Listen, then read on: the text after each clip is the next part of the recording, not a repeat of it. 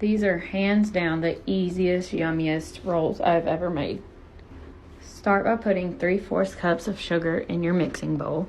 Next, you're going to warm up 2 cups of milk to 100 to 105 degrees. Add the warmed milk to your sugar and mix until sugar is almost dissolved. Now you're going to use yeast. I use this, but you can use the instant packets of yeast also. You're either going to need 2 packets, or if you have the kind I have, you're going to need 4.5 teaspoons of yeast.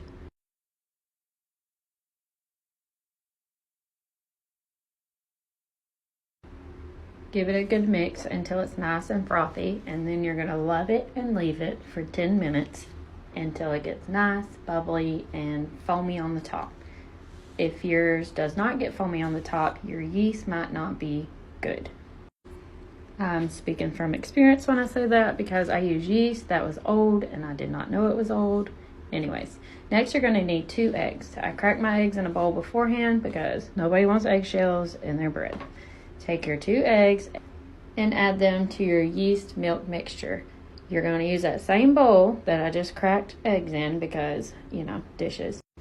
And you're going to melt 6 tablespoons of butter. Also add that to your milk, sugar, yeast, eggs, and now butter mixture, and give it a good mix until the eggs are well combined. While that's mixing, I'm going to add my 1 teaspoon of salt. I'm going to link the recipe below too, so you don't have to remember all this. Okay, the recipe calls for 5 to 6 cups of flour. I add 1 cup of flour and mix, and then I'll add my 2nd cup of flour, mix that, so on and so forth until you have 5 cups. After 5 cups of flour, I look at my dough and see if it's still sticky or if it's not sticky. In this case, when I made the rolls, I ended up using 6 cups and 1/4 of cup of flour. I'll show you in a minute. You want it, when you touch it with your finger, to not be sticky. At first, when I touched it, it was sticky, and so I added another 1/4 cup of flour until it would no longer stick to my finger. So that was my 6 cup of flour, and I felt it and it still felt sticky to me, so I added another 1/4 cup of flour until it no longer stuck to my finger.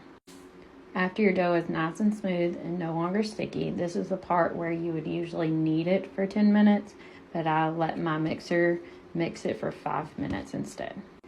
Next, you're going to need a glass bowl, and I spray mine, and then you're going to plop your dough in there.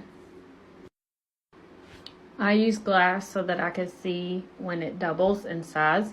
So after you plop your dough in there, you're going to let it sit for an hour on the counter. Love it, leave it, let it rise. While I'm waiting for it to rise, I go ahead and butter my baking dish, and I go ahead and preheat my oven to 350 degrees.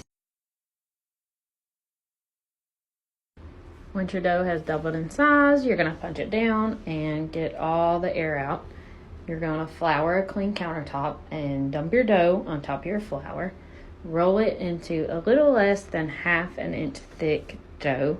It doesn't have to be perfect.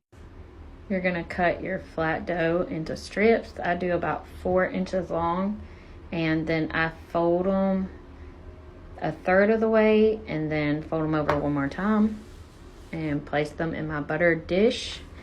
I set them on my preheated oven and let them rise again for 30 minutes. Once they've doubled in size, brush them with butter, bake them at 350 for 15 minutes, give or take a few minutes, and they're ready to eat.